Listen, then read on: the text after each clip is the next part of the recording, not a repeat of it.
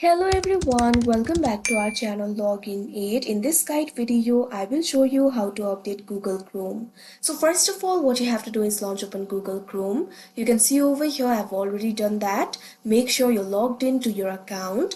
Now what you have to do is click on the three dots that you can see at the top right corner of your screen.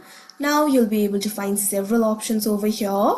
What you have to do is find the option for help. Once you find it, simply hover over it and you'll be able to find several options like about Google Chrome, what's new, help center, report an issue. Simply click on the option about Google Chrome.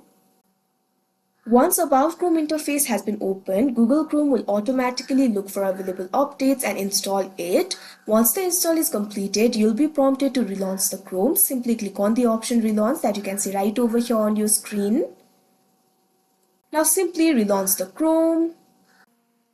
Once you relaunch Chrome browser, you can see over here Google Chrome will be up to date. So that is how you update Google Chrome. I hope you found this video helpful. Thank you for watching. Make sure to like, share and subscribe to our channel.